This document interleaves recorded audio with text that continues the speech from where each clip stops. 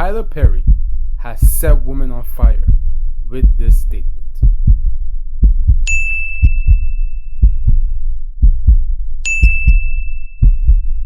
In our society right now, black women are making a lot more money for the most part than black men, right? There are a lot of black men who are successful, but for the most part, black women are making the money. So if you can find love, if that man works, at whatever job and is a good man and is good to you and honors the house and honors his wife and does what he can because his gift may not be your gift. Exactly. That is okay. That's not somebody who's beneath you. Yeah. That's somebody who came to love you at your worth, right? Yes. And as long as he's secure in himself to know that, yep, she makes most of the money, all I can pay is the light bill, as long as she's comfortable enough to say, I'm gonna cover the mortgage and all the other stuff, you handle the light bill, baby, you can take me to dinner every now and then, that is fine. Yeah. That's fine. Yeah. First things first, nobody, whether it is a man or it is a woman, nobody should have to take care of another person of the opposite sex if that person is inherently lazy or is broke. You are an adult. Before you get married or before you get with somebody in a relationship, or whether it's a partner or whether it's some type of relationship that you guys want to settle between yourselves, you should be able to take care of yourself and your needs first. Because nobody is a horse. And when I say a horse, nobody is meant to be carried. You're meant to help each other carry each other. You're meant to help me in ways I cannot help myself, and I help you in ways that you cannot help yourself. So let's address the issue on hand. And most of these comments that I hear or that I see in outrage are coming mostly from women. And I understand, but technically I really think this is an emotional response because they should be able to see the bigger picture and what Tyler Perry is really talking about. Now, on the fundamental basis, whose job is it to provide? This has always been the man's job, to provide.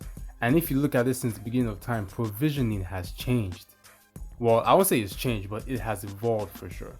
Before, the strongest men won, based on wars that were fought, based on how many wives that they had.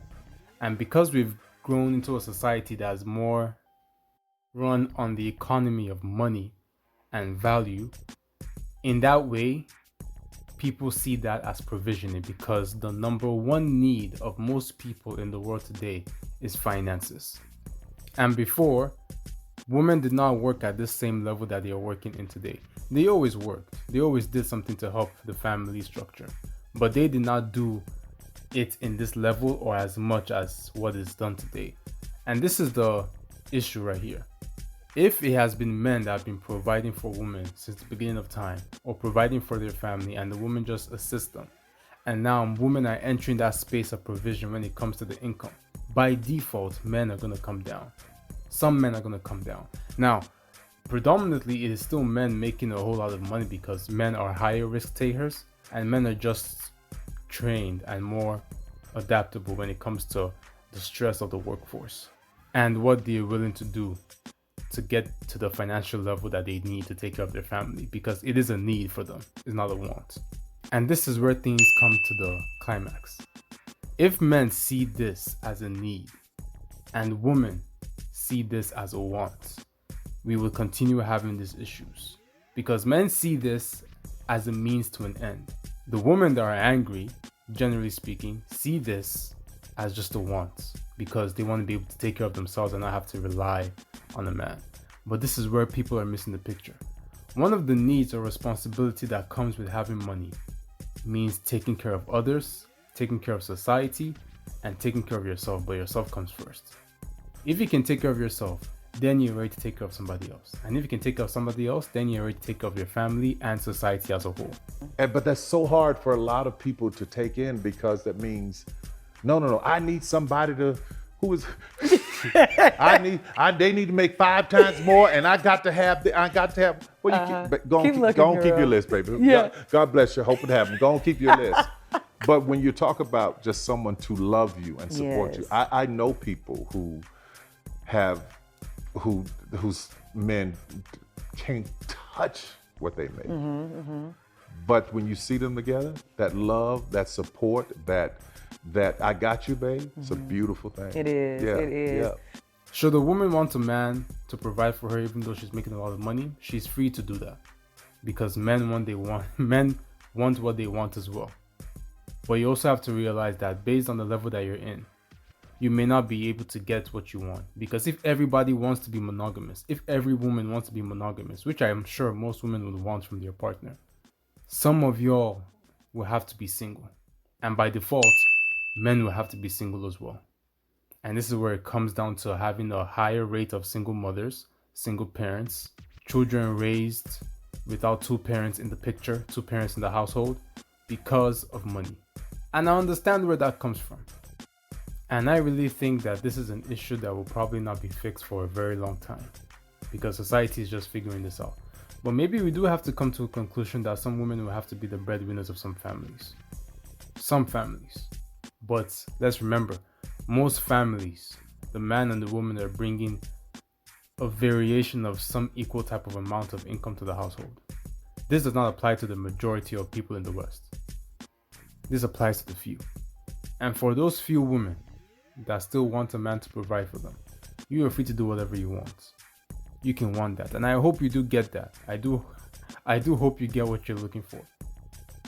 But at the end of the day, if you do find that man that you're looking for, just know that you can make all the money that you want. But if you do not have the qualities that that man needs, that is not monetary, you will end up focusing on the wrong things. Just like how men go for beauty in women. But let me tell you this, men are also realistic. A man will go down in beauty for peace of mind if that woman is giving him enough value. Now, I'm not saying he will date someone that he's completely unattracted to, but that's not the extreme that we're talking about right now. The only time that I think is feasible or is okay to date someone that cannot take care of themselves is if that person is helping you so much in your life when it comes to cleaning up the home, nurturing the space that the both of you live in, cooking, all types of things. Then by definition, that person is not really a bum, because the person is helping you in your life as well. He's taking care of you in some way, some form. So that's what it all comes down to. Before you make any decision and before you do anything, whether it's man or woman, because it affects both sexes separately, make sure you count the cost of the decision you're about to make, and make sure that you know what you're getting yourself into. Because when you get yourself into that, you cannot easily come out and unlearn some attributes that you had to learn by force. Shoulders, knees, head, knees, If he gets it, knees.